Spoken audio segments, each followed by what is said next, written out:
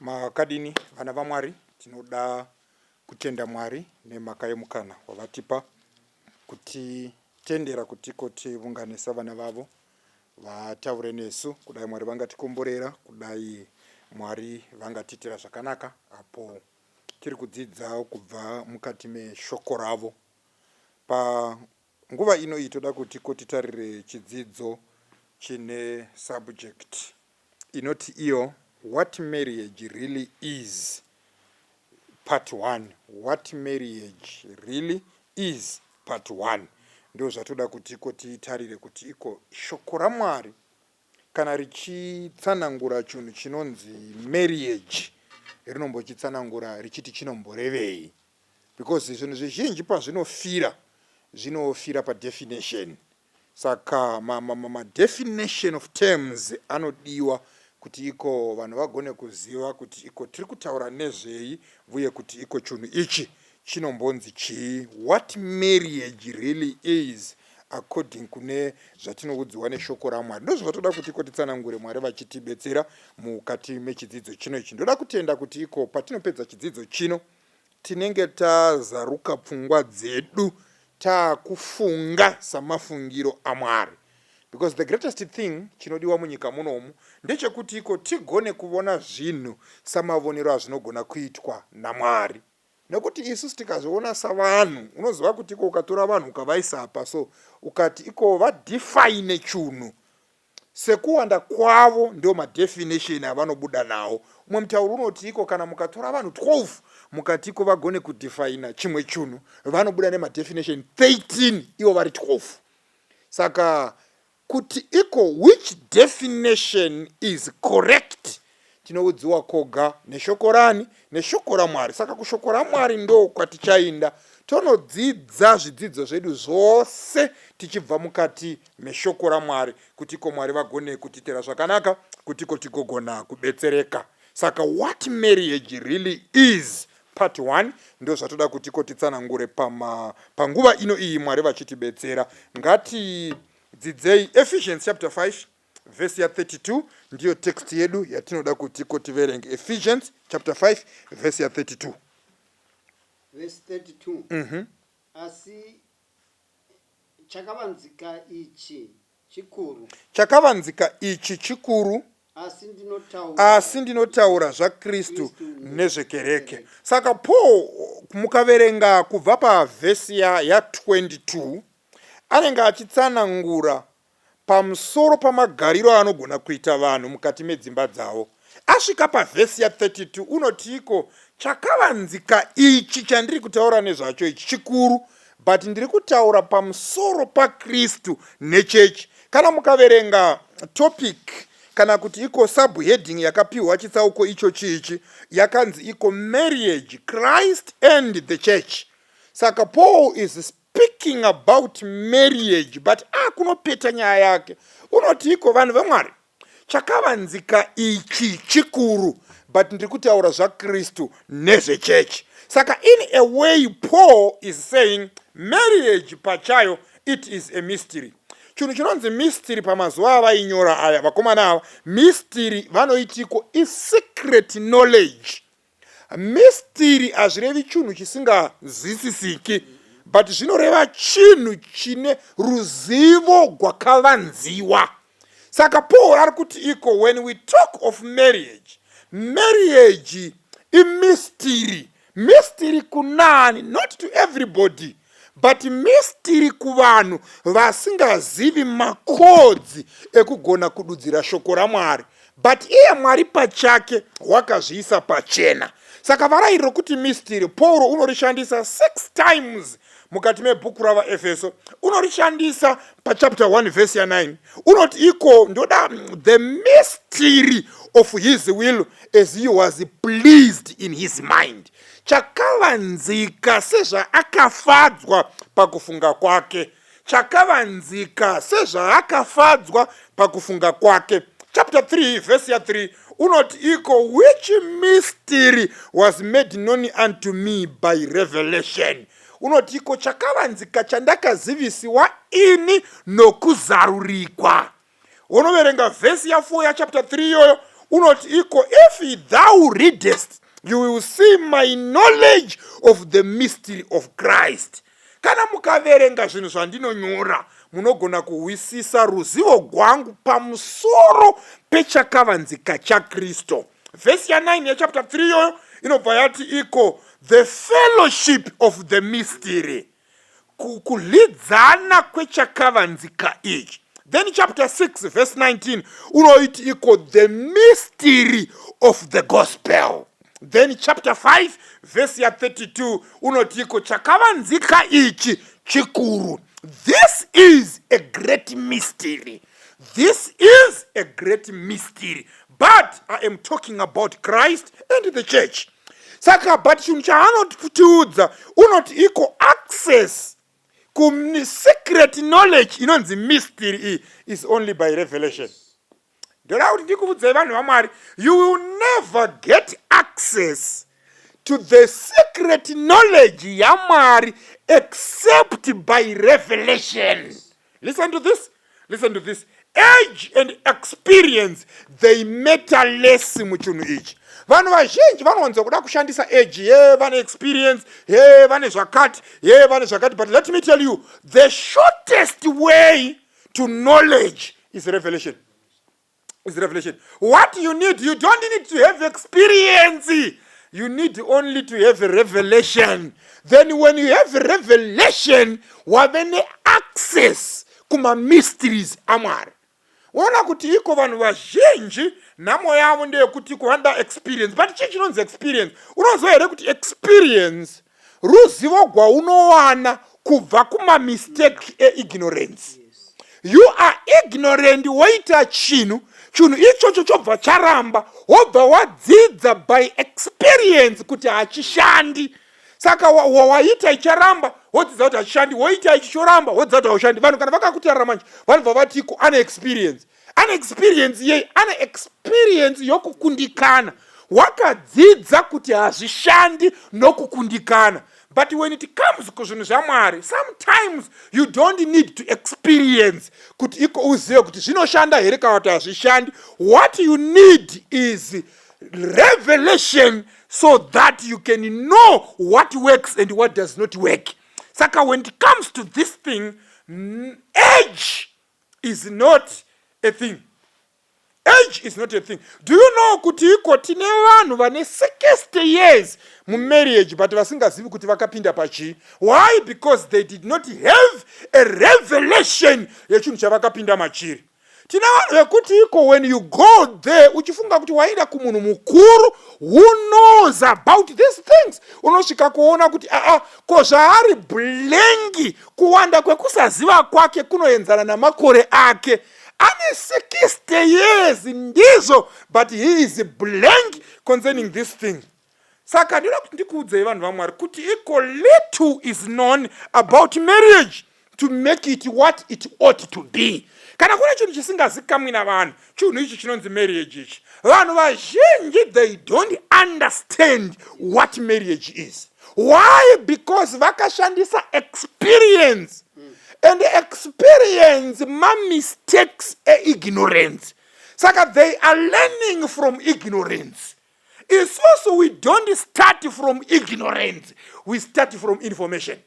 We start from knowledge. Why? Because God has revealed in this book what He wants us to know concerning any subject. Saka, what does the Bible define marriage as? And etinotarira Malachi chapter 2 verse 13 and verse 14. These are the two texts dzatoda kuti iko Mwari vachitibetsera tigone kudzitsanangura in 3 presentation yokutanga iri iyo inoyi. Then there are 2 that is coming explaining what God defines marriage as. Malachi chapter 2 verse 13 and verse 14. Verse 13. Munoitawo izvozvo. Munofukidza aritari yaJehovha nemusodzi. Naizvozvo haacharangariri chipiriso chenyu kuchigamuchira nomufaro pamavoko enyu. Munovhunza munoti nemhaka yei? zvakadaro munoti nemhaka yeiko kuti Jehovha wakanga ari chapupu pakati pako nomukadzi weujaya hwako wawakanyengera shamwari yako mukadzi wako wawakaita sungano yako naye wawakaita sungano yako naye. So iwaindikuudzei, no other verses describe marriage in the Bible than these two verses. And when we understand what these two verses teaches, then this marks the end of sorrows in our marriages. Saka God here is taking stock yeupenyu hwaIsraeri. Zotiko kana mukatonoverenga unonotiko ipapapa, this is the second thing that you do. Uri kutsanangura kuti ichi ndo chinhu chechipiri chamunoita kana mukaiverenga ichibva kuchirungu. So, and God is unhappy. And he is pinpointing my specific areas of failure anukuitwa nava Israel. And urikuti iko kuva nava Israel, you have reduced me to nothing. I am no longer God that I must be. Maako ndiona sokuti andizisiri mwari. Nemhaka yei unoti iko ameno kuti iko muri kugona here kuperetera zita rangu as God God kana kuti iko maakundisperetera muchibva kumasure DOG.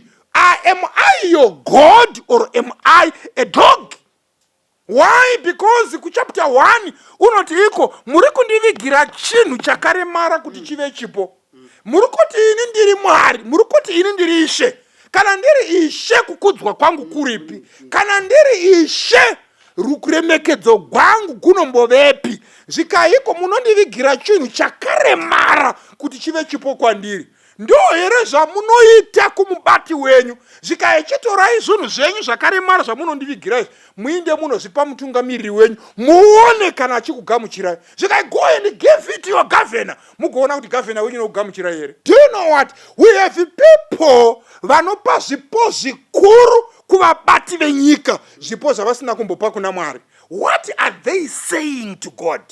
They are saying to God, you are not important as vatungamiri venyika is. Waindikuudzei, wherever you have invested your money and your time more than the church, that's where your God is. That's where your God is. That's where your God is. Kwa wakaisa simba rako, nekwa wakaisa mari yako, nekwa uri kuisa nguva yako zhinji kusiri kuzvinhu zvaMwari, ikoko ndo kuna Mwari wako. Mwari ari kupiwa mafufu, vatungamiri venyika vachipiwa lump sum. Saka Mwari uri kutiko kana ndiri ishe kukudzwa kwangu kuri kupi. I am not happy about Israel. I am not happy.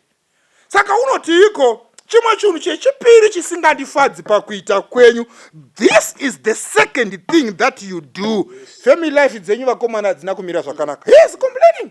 Zvikaiko religion failure yenyu kudzimba dzenyu haisi due to lack of religion. Zvikai no, zvikai because munofukidza aritari yangu nemisodzi nokuchema nokugomera.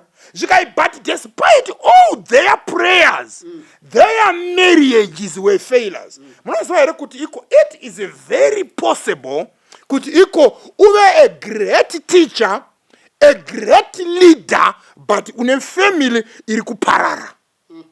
We have great leaders but bad husbands. We have also great superintendents, but who can't superintend their homes? And Mwari kuti iko religion yenyu vakomana haina kunosenerera ikapinda mudzimba dzenyu. Dzimba dzenyu hadzina kumira zvakanaka. Munobata vanhu kumeso kumachechi. Waindikuudzei? Usabatwa kumeso ukavaona vachipuruzira kuchechi. Kudzimba dzavo havana kumbodaro. Inda kumba kwavo kwavanogara ndo pauchaona kuti iko mastranger ari kugara murumu imwe chete. Mastranger ari kushare bed. But kuchechi so vachidhonzerana macheya so kuti garai. Achibva akatakurirwa unoita sokuti iko uchanovenga wako murume uchiti havo vamwe vanodiwa. Izvokana kumba kwavo hazvina kumbodaro. Tiri kubhaiziwa. tiri kubaisiwa. Saka vanhu vaMwari ava, Mwari uri kuti iko the essence of your failure imi vanhu imi ndeyekuti iko you have failed to realize what marriage really is, and that is the same modern day problem. Vanhu vavipa apa Mwari unovapa definition kuti iko makairasa vanhu imimi. Chinhu chamakairasa ndechekuti iko you have dealt treacherously nemukadzi weujaya hwako. Nemhaka yei zvikai aifanirwa kuita shamwari yako iye mukadzi wawakaita sungano yako naye. Saka mudefinition Mwari uri kuvatsanangura kuti chii chinonzi marriage mukuona kwake. Malachi chapter 2 verse 14. Saka chii chinonzi marriage? Tihwei Mwari achitaura manje. Ngatisiyanei nemadefinition avanhu, ngatiwei definition yaMwari. Verse 14. Kunyange zvakadaro munoti nemhaka yeiko nokuti Jehovha wakanga ari chapupu pakati pako nomukadzi woujaya hwako wawakanyengera, kunyange ari shamwari yako nomukadzi wako wawakaitei wawakaita chii wawakaita chii wawakaita chii one more last time sungano yako naye. Saka definition ye marriage Mwari uri kuti ko marriage is a covenant. Wawakaita sungano yako naye. Unozwa kuti iko understanding kuti iko marriage is a covenant is the secret that ensures the success of all marital relationships. Yes. When you forget that marriage is a covenant, marriage loses its sanctity. Marriage loses its sanctity. Unazwa here kuti iko one of the injustices that people have done to marriage. What have they done? They have reduced the marriage to their level of understanding instead of raising their understanding to God's standard. Ndio namwe yatawikwa nayo. Marriage yaderedzewa ikasvika kustandard rekuwisisa kwavanhu. Pachinzvimbo chavanhu kuti vamurudze kuwisisa kwavo vakusvitse kustandard yaMwari. Chii chavaita? Vaderedza marriage kusvika kustandard yokuwisisa kwavo. Ndio namwe yatinayo. Saka we have underutilized marriage due to lack of knowledge. We have underutilized marriage due to lack of knowledge. Ndosigaro taura kuti iko unaona kuti iko phone chimbudzi ne iPhone zvinhu tu zvakasiyana. iPhone inodhura nemhaka yemafunctions ari mairi, but then chimbudzi hachidhuri nekuti hachina mafunctions akawanda. But nhamo inogona kuitika manje ndeye iPhone 17 Pro yotengwa nomunhu akajaira chimbudzi, otanga kushandisa iPhone 17 Pro sechimbudzi. Unongofonesa, unoisa nziyo, unoisa WhatsApp, wosenda message zvapera. Saka iPhone iyaya inosvika pakuparara screen isina kushanda kusvika kupotential yayo nemhaka yemunhu akaitora. Problem haizi yeIphone. Aiwa, problem ndeye muridzi weIphone. Saka marriage manje ine mafunctions akawanda namaroom akawanda, and those rooms they are yet to be explored. Why? Because yakatogwa nemunhu akajaira chimbudzi. Saka chaanongoita kufona oisa macheso kana ari wamanje oisa japresa oisa ma-earphones kana ma-earpods otanga kufamba achiuruka mutaundi akadaiwo wotara zifoni racho raakatakura iPhone Pro 17 Pro. Ushaya kuti iko mfana hauzive here kuti mairi umu muna mafunction anana binu, muna na Skype, muna na Vibe, muna na Sazai, mune Twitter, mune everything, but iye chaanoita nayo kufona music nekureceive message zvatopera. Problem yeIphone inofa kusvika pakufa isina kumboshanda kusvika kupotential yayo.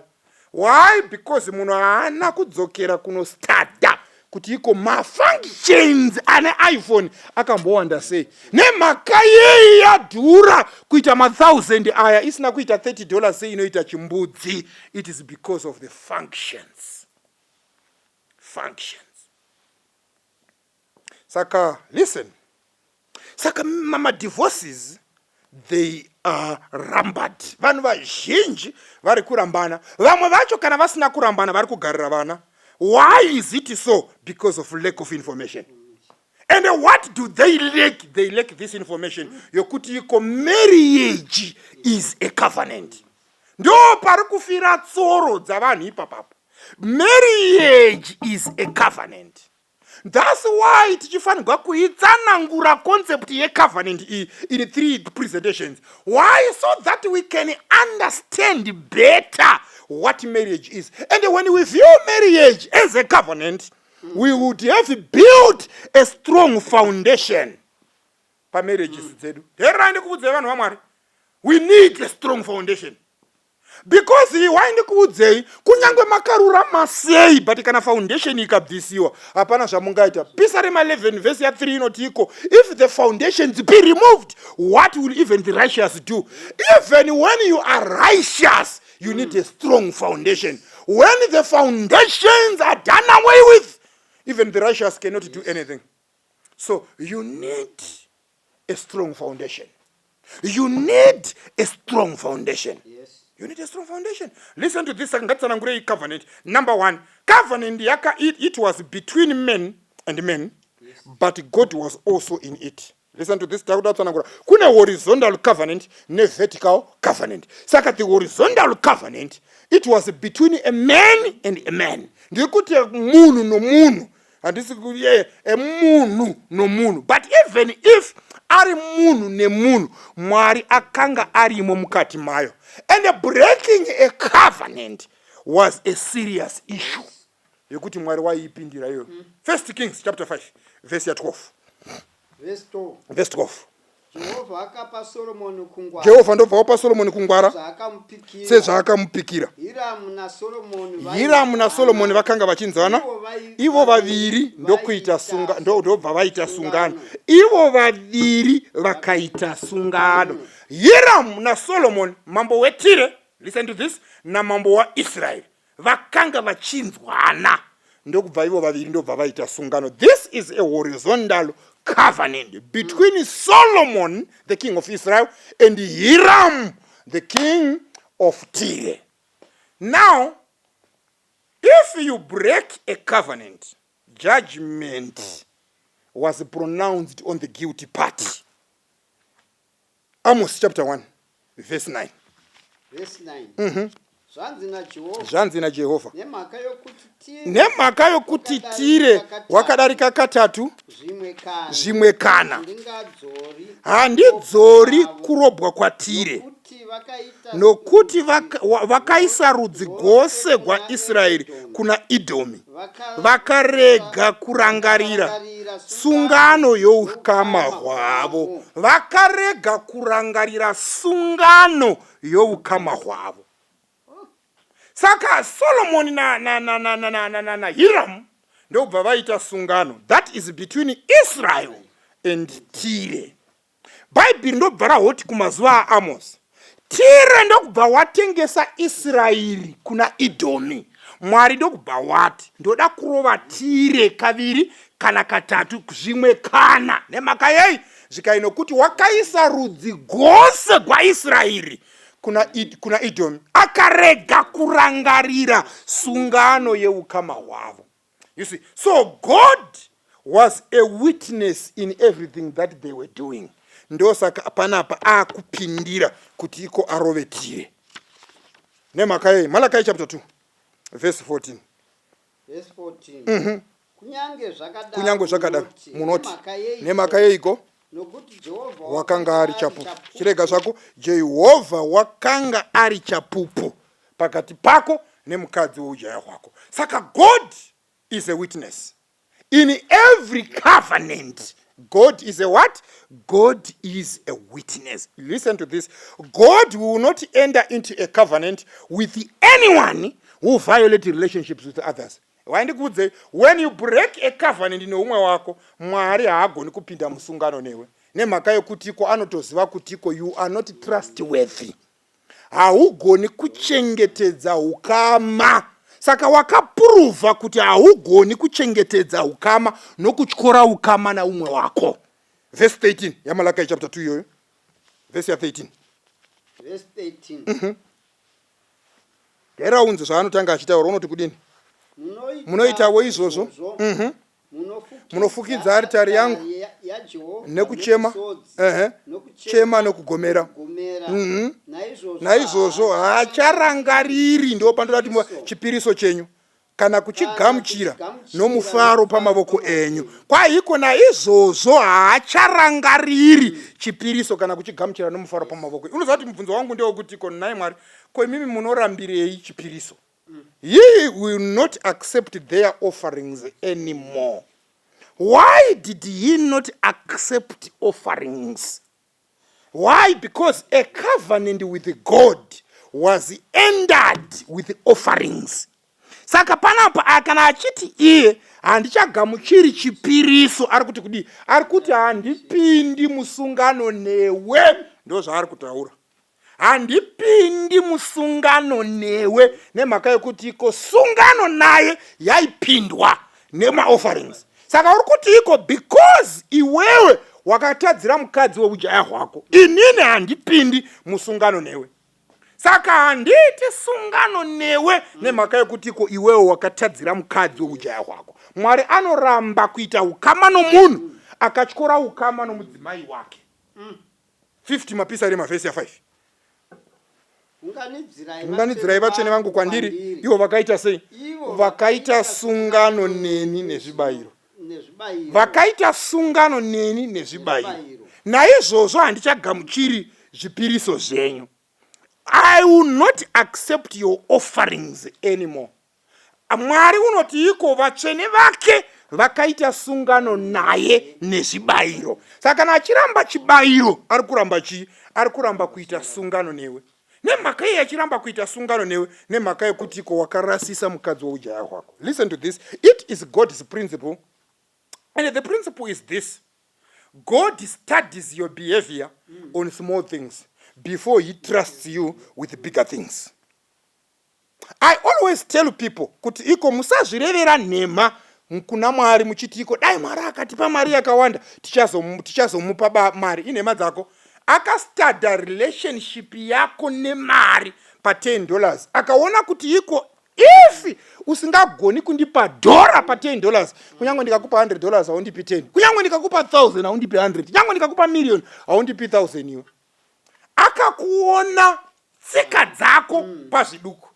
Saka panapa ari kuti iko relationship yako nomukadzi wako idiki ku relationship yangu newe. Saka kana wakoniwa kuchengeta ka relationship kaduku, sei uchifunga kuti unogona kuita hombeneni, yangu is too demanding more than yemukadzi wako yawakonewa. Saka rega ndikudze vanhu vose vasina ukama naMwari, make sure kuti chavashaisa ukama naMwari imhaka yekuti havana ukama navamwe vanhu.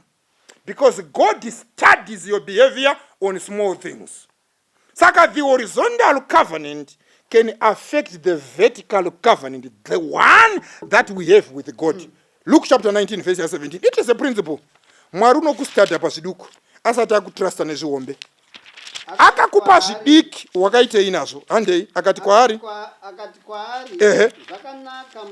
zvakanaka muranda wakanaka, zvawakanga wakatendeka pazviduku chiva nesimba maguta ane gumi. Zvikaiko you have been faithful on very little, therefore you have authority on 10 cities.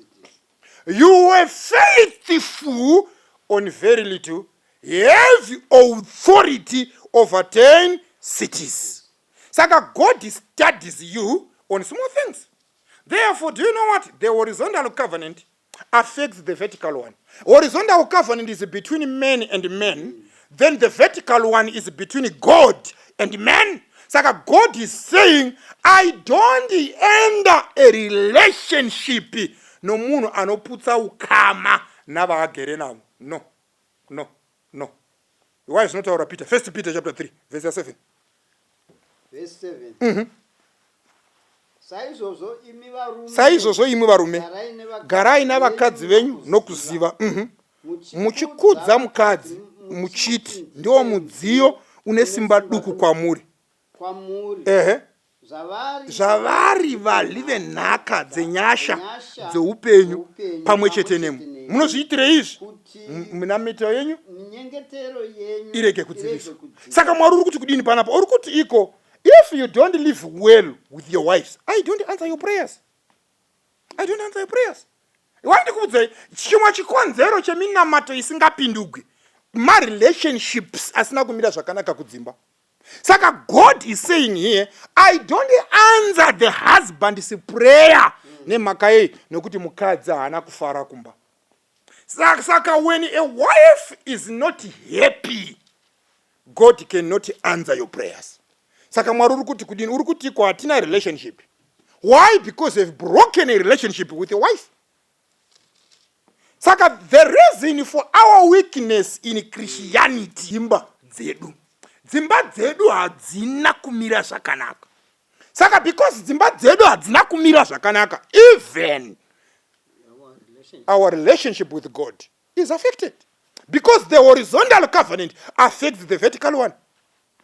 Wandikuudzai varume vari pano, munoziva here kuti iko vana Satani veminamato yenyu vakadzi, if the woman is not happy, kunyange ukadana Jehovah Jireh, Jehovah Shammah, Jehovah Makadeshemi, Jehovah Rapha, Jehovah Roy, Jehovah whatever Hebrew name you can think of, God will not answer. Yes. God will not answer. Why? Because relationship yomukadzi wako inokosha kuukama hwako naye. Saka if you want to get it right with God, please first get it right with your wife. Ndo saka uchiona kuti even when choosing a leader, unoti iko ngave anogona kubata imba yake zvakanaka. Because unoti iko, kana mukachoza a leader asingagoni kubata imba yake zvakanaka, hamuna kumachoza munhu asina ukama neni. Saka makatungamirirwa nomuhedheni pa excellent. Andimuwi. Saka kunyangwa pane vanogwara here ngavadane vakuru vekereke. Monodana mukuru wekereke asingawirani nomudzimai, moona mata minamato yakaigoni kupindugwa nokuti haana ukama naMwari. Wati kana mukadzi asingafari handipinduri munamato. Handipinduri munamato. Handipinduri munamato. So we must be very careful. So to understand marriage, we must understand how a covenant with God was ended. Because marriage is a synonym of Christ and the church. And it kuna chapter 5:32 yava Efeso Paul what equal. This is a great mystery, but I am talking about Christ and the church. Saka, what does Paul, let's deal with the Pauline theology. Pauline theology, I am not teaching you about marriage, but I am using marriage as an illustration ya Christ in the church.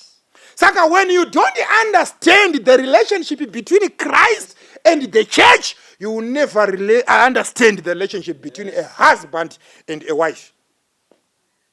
That's why I always teach people, the Bible does not teach about marriage, but the Bible uses marriage as an illustration of Christ and the church. When the Bible talks about how we must live, he is directing you to the ultimate relationship, ya Christ and the church. Don't lose the focus of that. Don't lose the focus of that. Saka vazhinji vedu, we have spent our whole time to discuss on an illustration, forgetting what it illustrates. An illustration is just used kutiko ibudise fungwa pachena. Saka our relationships, zima drama, zinotendeka kuna Kristu ne church. And Ephesians chapter 5, verse 24 and 25. Therefore, just as the church is subject to Christ, so let the wives be to their own husbands in everything. Verse 25, husbands, love your wives just as Christ also loved the church and gave himself for her. Imwe varume, vakadzi venyu Kristu sezvaakada kereke akazvipa nokuda kwayo. Imi vakadzi, verse 24, mozviita pasi pavarume. asi kereke kereke sezvairi pasi pakristu sezvairi pasi pakristu navakadzi vakadzi ngavadarowo zvinhu zvese kuvarume vavo. vavo. So that's it. So Paul uri kuti iko the relationship between a husband and a wife is the relationship between Christ and the church. So to understand the relationship between a husband and a wife, we must understand the relationship between the church and Christ. So covenant, Mwari waipinda sei mu covenant ne church. Genesis chapter 15. Verse 7 kuinda ku verse 10. Verse 7. Akati kwaari ndini Jehovha munyika yeUri ndakakubudisa munyika yeUri yavakaradhiya kuti ndikupe nyika iyi ive nhaka yako. Iye akati Ishe Jehovha ndichaziva seiko ichava nhaka yangu. Akati kwaari nditorere tsiru rina makore 3 nesheche yembudzi ina makore 3 negondobwe rina makore 3 nenjiva nomwana wenjiva. Right? Akanotora izvozvo torera izvozvo akazvitsemura napakati akagadzika gumwe rutivi sana negumwe rutivi, asi shiri haana kudzitsemura. Saka he killed the animals, ndobva waisa rimwe rupande uku gumwe rupande uku. Verse 17 neverse 18 ndobva chii chaitika. Verse 17. Zvino zuva rakati ravira kwasviba, choto chinopfungaira nezhenje romoto zvichipfuura napakati penhindi idzodzo dzenyama. Verse 18 nomusi iwoyo Jehovha wakaita sungano naAbhurahamu, ndobva ati kudini vako ndatovapa nyika kubva parwizi Ijipita kusvikira kurwizi gukuru igwo rwizi rweEuphrates. So saka covenant waita sei, waitora mombe woitsemura napakati, kana kutora gwai woritsemura napakati, kana kutora mbudzi woitsemura napakati, then iwewe wacho watsemura wobva wapfuura napakati payo, then Mwariwo pachake obva azouya opfuura napakati penhindi idzodzo dzenyama. Pari kunzi ipapo muzhenje romoto rakapfuura rikavonekwa richipfuura napakati. Unobva wanoverenga Hebrews chapter 12 verse 29 inoti iko nokuti Jehovha Mwari wedu moto unoparadza. Saka akaonekwa achipfuura napakati penhindi dzenyama, hauzi moto, it is the Lord himself ndiye akapfuura napo. Mwari ndobva uya akapinda napakati penhindi idzodzo dzenyama. Abrahamuwo kana mukanoverenga chapter 34 yaJeremiah verse 18 inotiudza kuti iko varume vaipfuurawo napakati penhindi idzodzo dzenyama. Saka Abrahamu ndiye akanga atanga kupfuura napakati penhindi dzenyama. Mwari ndokuuyawo ndobva apfuura napakati penhindi idzodzo dzenyama. Verse 18 ndobva yati iko ipapo zuva iroro Jehovha wakaita sungano naAbhurahamu. Saka ndo maitigwa aitwa sungano, but zvaireve izvi zvavari kuita izvi kupinda napakati penhindi idzi dzenyama zvaireva chii? Pisarema chapter 89 verse 34. Verse 34. Sungano yangu handingaizvidzi kana kushandura shunhu chimwe muromo mangu. Right? Saka it was a serious deal which was irreversible. Kana mapinda musungano mapinda zvachose, hakuna unopinda aine pfungwa yokubuda. Why? Because a covenant was a serious irreversible deal. Saka Mwari paari kupinda ari kuti iye handisi kuzodzokera shure pane zvandiri kuita newe pana paAbhurahamu. Kana ndikadzokera shure pane zvandaita newe panapa, this is what you must do. Undiuraye undicheke napakati sezvataita nyama idzi. So that's how serious a covenant is. That's how serious a covenant was. God himself kuburuka kudenga kuhoisa upenyu hwake at stake kuti iko if I go back on what I have promised ndigure undite senyama idzi. Abrahamu mudhara ndobva rapindawo napakati rikapfuurawo ndinobva rapfuurawo richitaurawo rikati iko iniwo ndikadzokera kumashure pane zvatatenderana panapa nemiwo Mwari mundicheke semhuru idzi mundigure napakati. Pisare Jeremiah chapter 33 verse ya 19 kuenda kuna 21. Verse 19. Zvino shoko raJehovha rakasvika kuna Abraham kuna Jeremiah richiti kudini? Zvanzi naJehovha kana mungagona kuputsa sungano yangu yamasikati nesungano yangu yousiku kukarega kuva namasikati nousiku panguva dzawo, ipapo sungano yangu naDavid muranda wangu ingazvidzwayo, akasava nomwana unotonga pachigaro chake, ushe pachigaro chake choushe navaRevhi navaprista navashumiri. Cheho zvikaiko naMwari when one day mukagona kuti iko zuva haribudi, one day mukagona kuti iko mwedzi hakuna, ipapo mukazvigona izvozvo ndo pamunogona kurivhesa sungano yangu naDavid, pagoshayikwa mwana wake pachigaro chake choushe. Saka Mwari uri kuti kudini? Uri kuti iko a covenant is forever. A covenant is forever. Vana baba nana mai. Waindi kuudzei makapinda muchinhu chisingabudiwi. Handizivi kuti wakapinda uchiziva here kana kuti wakapinda usingazivi, kana kuti wakapinda uchisundwa nekutsva ndobva waverenga vakorinde yako ikati zviri nani kuroora panoti munhu agara achitsva. Chinzwa unzi kutsva kwako kwakakusvitsa muchinhu chisingabudiwi. Hachibudiwi. Hazvinei benzi rakaita sei mukadzi uyo haabudiwi. Hazvinei benzi rakaita sei murume uyo haabudiwi. Zvese zvawaakuona nhasi waakusunura maziso uri mumarriage ndiwo zvangadai wakasunura maziso usati wapinda. Zvino une nhamo yekusunura wapinda, ungadai wakasunura usati wapinda, but wakapinda uchiti iko rudo ibofu. Zveshuwa marriage yakakuvhura maziso, but wavhurika maziso chivhurika futi uzive kuti iko maziso hawo avhurika, but chinhu chawakapinda hachibudiwi machiri. Marriage vana baba nana mai indege, kana tapinda paairport tonoburuka tasvika panext airport hatiburuki muroad. Haizi kombi yekuti unoti chindisiya apo ndasiya something. Iya hausiyi something. Kuenda kusvikira ameno kuti wainde kuudze kutokumbira Mwari akubetsere kuti ugone kugara nemunhu wako. Kana uchiona sokuti muhwa mumuviri wako kutokumbira nyasha dzaMwari kuti ugone kurarama nomuhwa wako.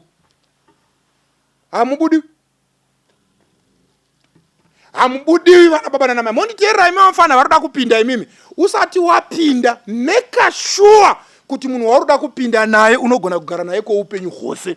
Haikona kusundiwa namafeelings. Shandisa sense mukupinda. Haikona kushandisa mafeelings unokuvara. Kuna vamwe vari kugomera ende zveshuwa vana baba nana mai kutongogomera urimo because wakapinda covenant. Covenant haibudiwi. It's forever. Hebrews chapter 6 verse 13. Verse 13. Nokuti Mwari pakupikira Abrahamu wakapika na iye amene, nokuti wakanga asina mumwe mukuru kwaari waangapika naye. Verse 17. Saizvozvo Mwari wakati achida kuratidza kuvaryi venhaka yechipikigwa kuti chirevo chake hachishanduki, wakapinda napakati nekupika. achida kuratidza vanhu live nhaka kuti chirevo chake hachishanduki, wakapinda napakati nekupika. Saka zvatakuudzwa naHebrews ndezvekutiko Mwari musi waakapinda, zvatisina kuudzwa naGenesis, po wakutiudza uri kutiko akapinda achipika akatiko ndopika neni ndimene, because hakuna mukuru kuneni wandinogona kupika naye. Muchinhu chandiri kupinda machirichi hachigoni kushanduka, therefore ndapika neni ndimene. Abrahamuwo ndobva rapindawo mudhara rikapika naMwari mukuru kwariri, rikatiko ndinopika bona Mwari kuti chinhu chandapinda machirichi ndechekusingaperi. Saka marriage is a serious irreversible commitment. Vanoitiko it is a total commitment for a total life. A total commitment to for a total life. Kana wapinda. Inongori ne exit inongori ne entrance chete, haina exit. Exit yoga nerufu. Malachi chapter 2 verse 16. Nokuti ndinovenga kuramba. Ndini Jehova. Ndizo zvinotaura Jehova. Iwa munozwa kuti kudi Mwari wa Israeli, Mwari rudo. Chirega zvako, Mwari rudo. But ukaona rudo gwakuti ndinovenga, chacho chinovengwa nerudo hachina kumira zvakanaka. Saka iwa ndikuudzei, no matter what, no matter where and no matter when, gara nomunhu wako, for better or for worse. Uri kuti iko I am committed. Saka iwa varume, marriage is for the committed. Marriage is not for the involved. Kuna vazhinji who are involved in marriage.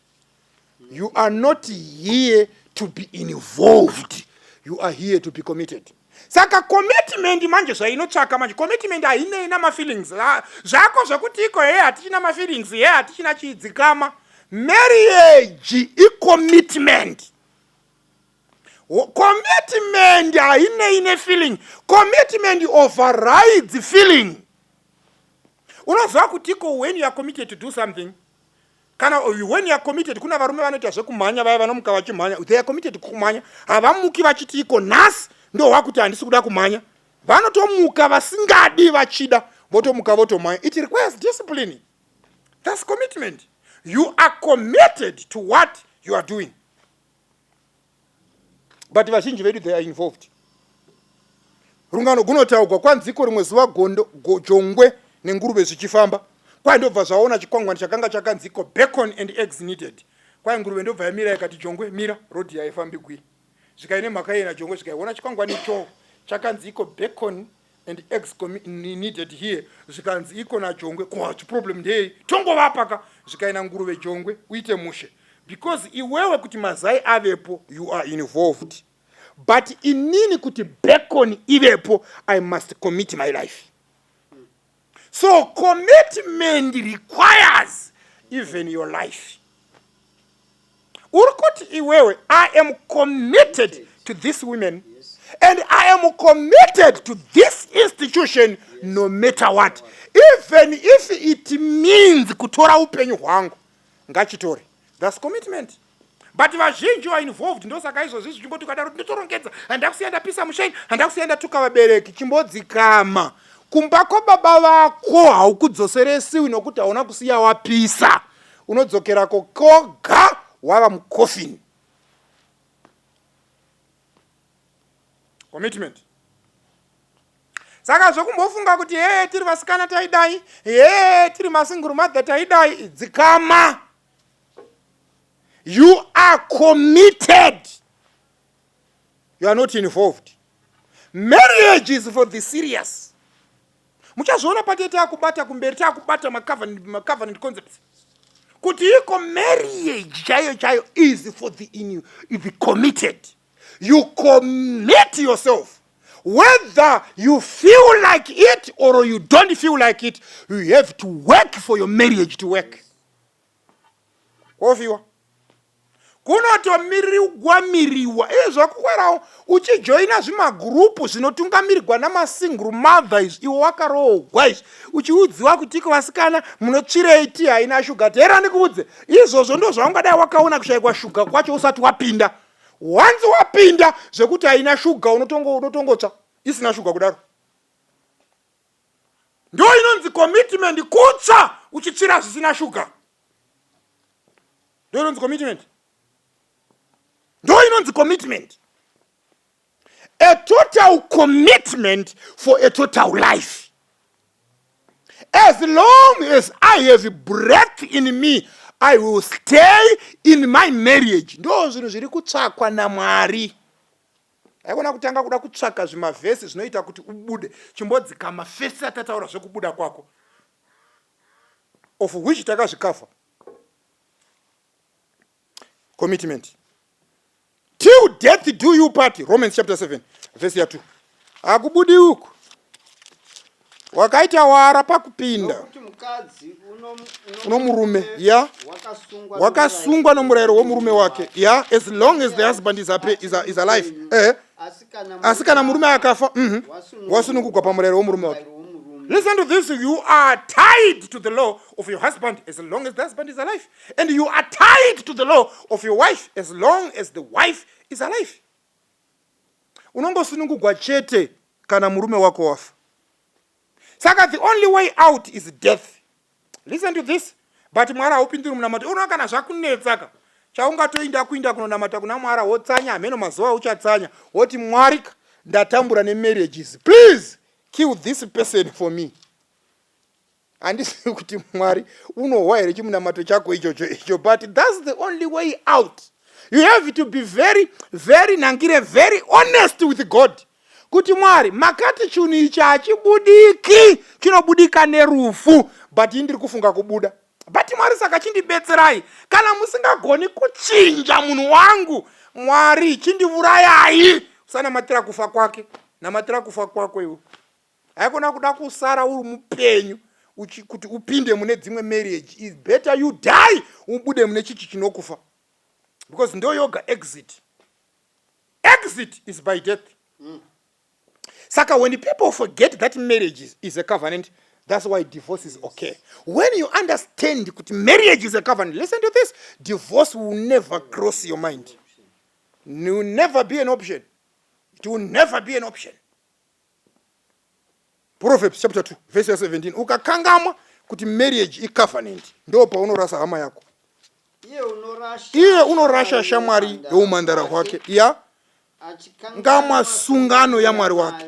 Unokanga masungano ya Mwari wake, unobva warasa shamwari youmandara wake. Why? Chichaitika, they had forgotten that marriage is a covenant. And listen to this, irikunzi iko he had forgotten the covenant of God. Kurava kuti iko even iri covenant yenyu, haizi yenyu chete, i covenant ya Mwari, nokuti ndiye wakakusanganisa yakakupinzai muchunhu ichi. Uyezve i-witness muchunhu chenyu ichi. Saka ma-witness haazi ma-best man nama-best lady akasaina chicertificate chenyu checha. The greatest witness in this marriage is God himself. Is God himself? Is God himself. Saka the only reason which will cause one to dump the other half, it is when they have forgotten that marriage is a covenant. Saka iwai vanabana na mai kana iri covenant ndeche kusingaperi. Matthew chapter 19 verse 3 kuenda kuna 6. Ndobva vauya nemiedzo wavo vakati kudini unotendegwa here wake pine ipi ya Jesu akapindura akati kudini kurava here wakavasika pakutanga wakavaita murume nemukadzi.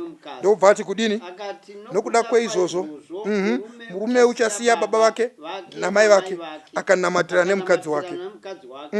Ava vaviri ava vachava nyama imwe. Havasisiri vaviri asi nyama imwe. Chiwauwe komendi yaanopa Jesu, Mwari zvaasonganisa ngakurege kuva nemunhu unozviparadzanisa. Zvikaiko wakavasika wakavaita murume nemukadzi. So male and female created he them. So you brought what you are to the altar. That's the foundation. Saka your marriage is as good as your individuality. but issue yatinayo iyo tichaoibata imwe nguva. But issue iripo verse ya 6 inoti iko what God has joined let no man put asunder. Saka what will make marriage a success? It is the understanding of the covenant concepts. Ndio zinosoka zinoita kuti marriage igone kuva a success. Saka we are going to look at the covenant concepts, which a covenant denotes. When we understand those things, we will understand kuti iko marriage chinombovachi. But iko zvinotora ichi marriage is a covenant. What is a covenant? A covenant is a serious, irreversible deal enacted by God on well-defined terms. On well-defined terms. So, zvine ma-terms is vanababana na mai apa uti consult my feelings up. We consult the principles. In life, go after principles. Don't go after emotions. I know women are very emotional when it comes to these things, but kana kuna chinhu chaunofanirwa kutora emotion woisiya pagedhe kana padoor, it is when you are entering into a marriage. Because marriage is about principles. It is about concepts. Yes. So you have to understand the concepts that makes marriage a success. What are those concepts?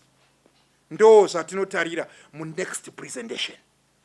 What are those concepts which makes marriage a success?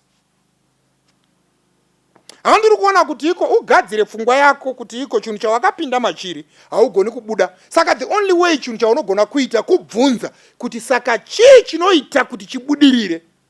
Nokuti hakozi kuchinja waugere naye kwaunoda kungaita kuti ufare, but kuunderstanda zvinodiwa kuti ugone kugara newaunaye. Saka all those concepts ndo dzatofanirwa kuti tigotarira idzodzo. Mwari vachitibetsera ugowisisa chinhu ichi chinonzi marriage. Mwari ngavatikomborere, Mwari ngavatiitire zvakanaka. Ngatinamatei. Baba vedu vari kudenga tokutendai. Mbiri rukudzo kuzita renyu nokuti zvakafanira. Maita nomukana wekukunamatai. Maitawo nechidzidzo cheshoko renyu. Kutidzidzisa zvakavanzika zvamakaviga mukati meshoko renyu. Kutibetsera pamusoro pechinhu ichi chamunoshandisa seillustration kutsanangura ukama hwenyu nesangano renyu. Tatenda kutinzwa. Puhai mbiri murumbidzwe nekuti makafanira. Takumbira zvose tikazvisiya muzita ramuponesi wedu Jesu anogara nokusingaperi. Amen.